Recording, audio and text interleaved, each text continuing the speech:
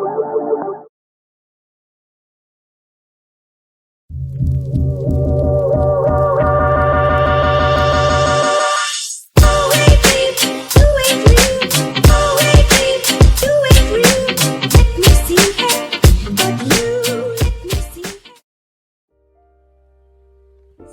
akan menjelaskan salah satu tokoh diplomasi, yaitu Agus Salim. Agus Salim lahir pada tanggal 8 Oktober 1884 di Kota Gadang, Agam, Sumatera Utara.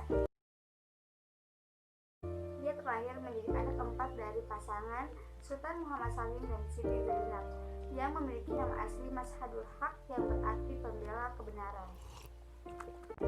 Ia menempuh pendidikan di ELS atau Sekolah Khusus Anak-anak Eropa, kemudian berlanjut di HBS di Batavia dan lulus pada tahun 1900. Meski usianya masih tergolong muda, ia sedikitnya sudah menguasai 7 bahasa asing, yaitu Belanda, Inggris, Prancis, Arab, Turki, Jepang, dan Jerman. Maka dari itu ia mendapat julukan sebagai tokoh diplomasi yang ahli dalam bahasa. Meski perawakannya kecil, kepiawaiannya di meja perundingan sudah diakui oleh dunia internasional. Karena kepiawaiannya dalam berdiplomasi dan penguasaan bahasa asingnya, Bung Karno pun senantiasa mengandalkannya sebelum kemerdekaan hingga pada masa awal kemerdekaan untuk berdiri atas nama bangsa dan negara Indonesia di depan dunia internasional. Perjuangan diplomasi Agus Salim di Indonesia, yaitu ada beberapa hal. Hasil dari diplomasi Agus Salim untuk Indonesia yaitu yang pertama, diplomatik ke negara-negara timur. Haji Agus Salim ini menjadi ketua dari delegasi diplomatik ke negara timur. Kedua adalah pembahasan agresi militer Belanda di Dewan Keamanan PBB. Akibat kepiawaiannya dalam berdiplomasi bersama rekan-rekannya, hal ini memberikan dampak yang positif bagi Indonesia. PBB mendukung Indonesia secara penuh tentang pembahasan agresi militer Belanda. PBB menyerukan untuk membentuk gencatan senjata dan membentuk KTN, Komisi Tiga Negara.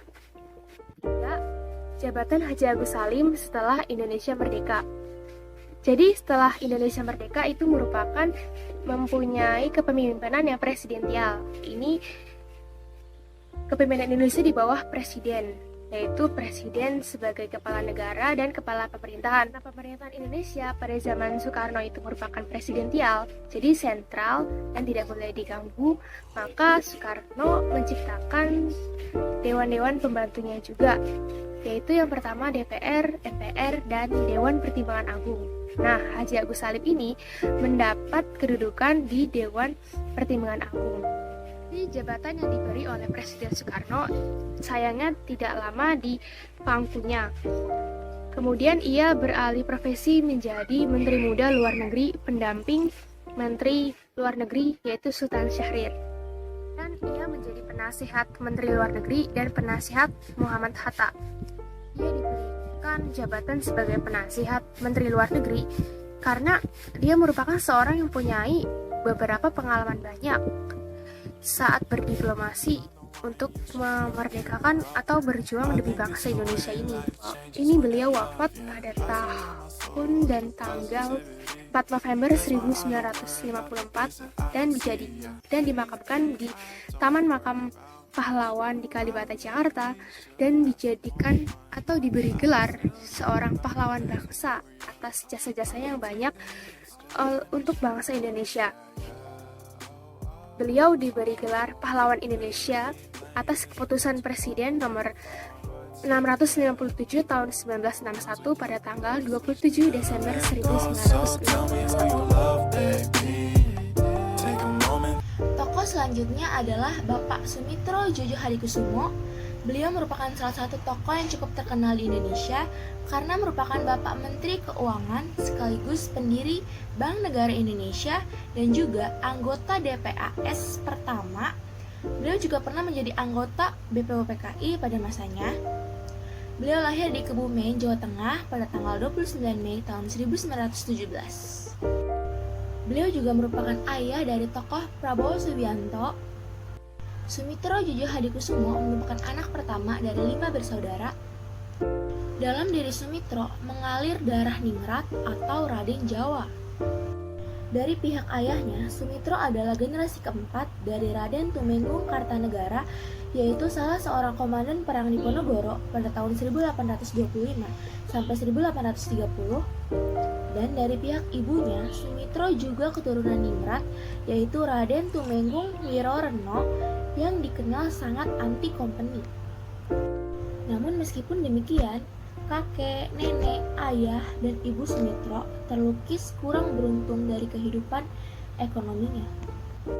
Dalam diri Sumitro, figur ayah begitu menonjol secara kuat yang membentuk pemikiran-pemikiran ekonomi Sumitro di kemudian hari, sehingga Sumitro berhasil mendapatkan gelar sebagai Menteri Keuangan Republik Indonesia, dan juga ia berhasil mendirikan Bank Negara Republik Indonesia pada saat itu.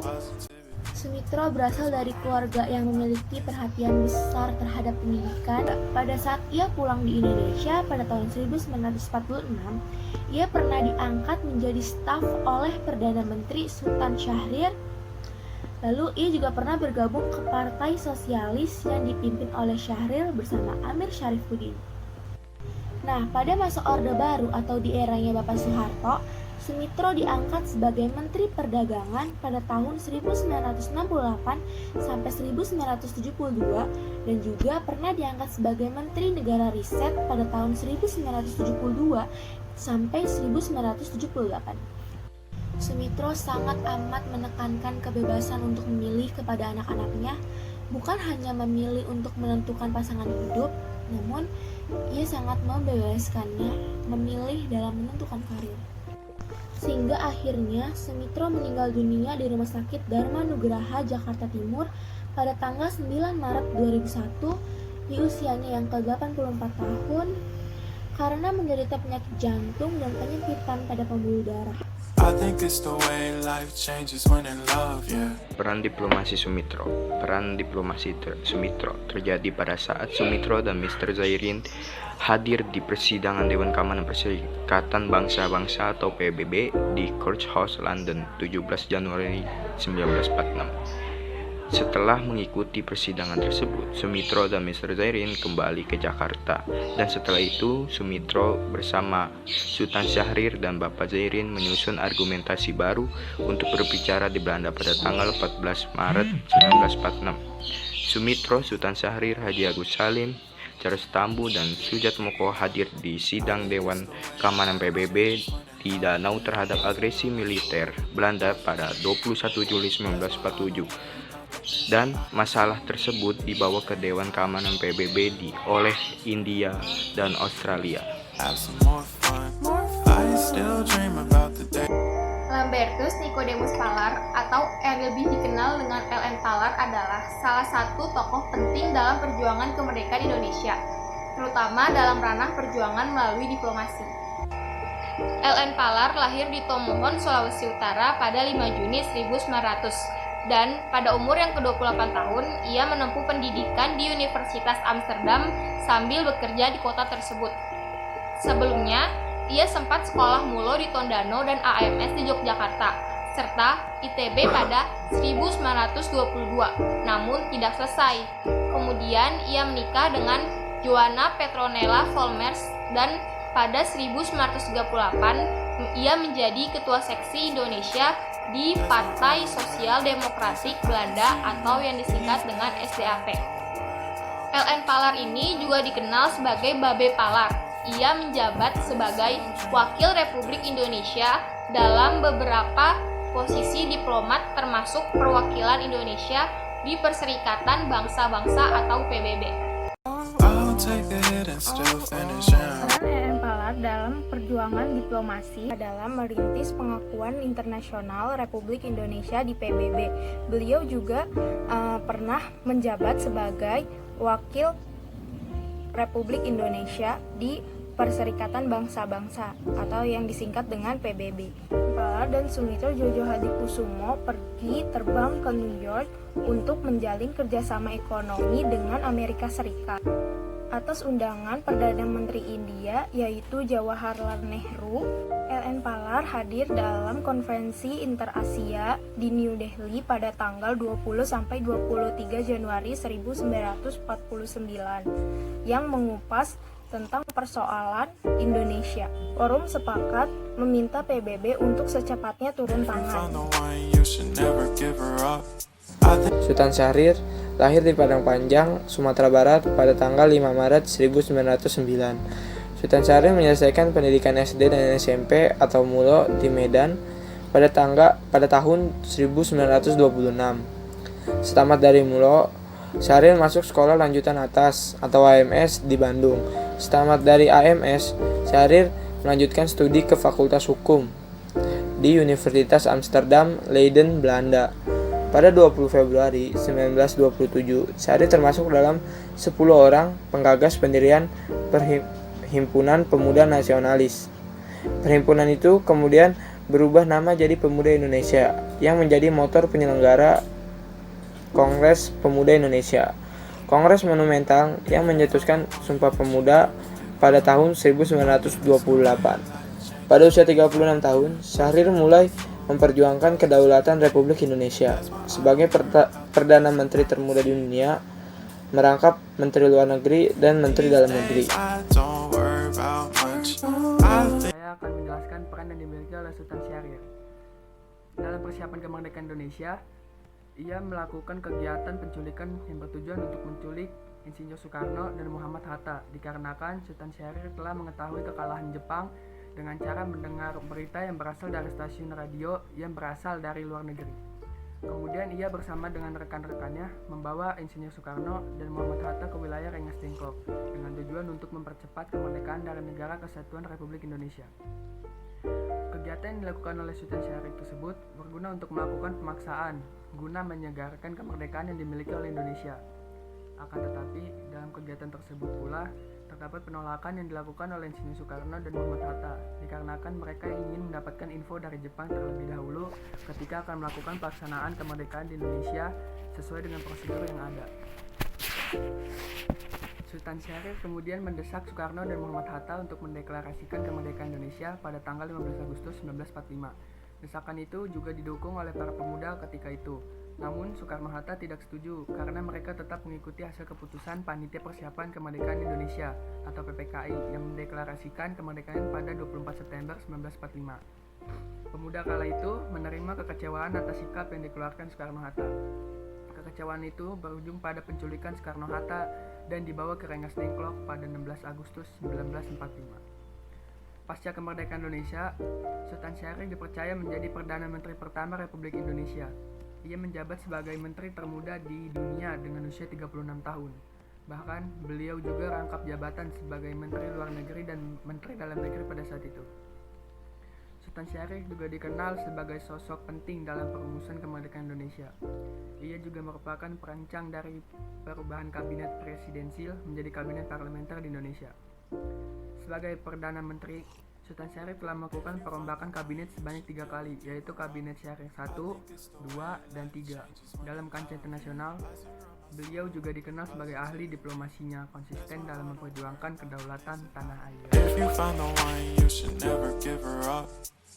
Sejarah diplomasi Indonesia pernah mencatat diplomasi yang hebat yang dilakukan oleh Sultan Syahrir, yakni ketika India gagal panen dalam skala besar. Kemudian Sultan Syahrir atas nama pemerintahan Republik Indonesia memberikan bantuan kepada India dan mengirimkan bantuan beras dengan tujuan menginformasikan kepada dunia internasional bahwa Indonesia memiliki berperikemanusiaan dan peduli terhadap negara tetangga. Perundingan yang terjadi pertama. Saat itu beliau sebagai ketua perundingan bersama 3 anggotanya yakni Muhammad Rom, Sostanyo Tirto Projo, dan Dr. Sordasno. Peran beliau dalam perundingan Linggarjati sangat penting, yakni sebagai ketua perundingan bagi Indonesia. Dari hasil perundingan tersebut, kemudian berbagai kalangan mengecam karena Indonesia hanya diakui secara de facto, yakni Pulau Jawa, Sumatera, dan Madura. Tapi, jika dikaji lebih dalam, Sultan Syahrir sangat lihai dan cerdik dalam bernegosiasi, karena dia memahami bahwa untuk memperoleh pengakuan secara internasional, Indonesia harus memperoleh pengakuan dari Belanda. karena waktu itu Belanda tidak sedikit pun mau untuk mengakui wilayah Indonesia, dan dia juga menambahkan pasal arbitrase tentang konsekuensi terhadap pelanggaran perjanjian yang dimana akan diajukan kepada Dewan Keamanan PBB. Pasal arbitrase tersebutlah yang terbukti ampuh ketika Belanda melakukan agresi militer ke wilayah Indonesia. Kemudian Indonesia mengajukan permasalahan tersebut ke Dewan Keamanan PBB. Sementara itu Sultan Syahrir kembali memimpin degradasi Indonesia untuk menghadiri sidang pada tanggal 14 Agustus 1947 di Lake Hughes, Amerika Serikat. Dia di sana melakukan pidato mengenai runtunan permasalahan yang terjadi secara sistematis dan jelas. Itulah batu loncatan terbesar yang kemudian membuat Indonesia dikenal secara luas pada kancah internasional, yakni sebagai negara muda berdaulat. Itulah Sultan Syahrir sebagai seorang diplomat dan juga Perdana Menteri yang berprinsip untuk tidak mau terjebak dalam gejolak politik dunia yang berkembang saat itu, yakni komunis, liberal, dan agama. Sehingga hal tersebut membuat Indonesia dapat secara bebas melakukan diplomasi tanpa harus terjebak dalam ideologi dan kubu-kubu yang ada, serta penampilan beliau yang terkesan seperti orang barat dan rapi, sehingga diplomasi yang dilakukan oleh Sultan Syahrir menjadi lebih mudah. Saat ini sedikit sekali masyarakat Indonesia mengenal sosok Sultan Syahrir, apalagi kaum muda. Politik diplomasi saat luar negeri bebas aktif yang dibangun oleh beliau pun saat ini seperti oase di padang pasir, sehingga Indonesia sangat membutuhkan dan merindukan diplomat muda yang handal dan berkualitas seperti Sultan Syahrir. I think it's the way life changes when in love, yeah.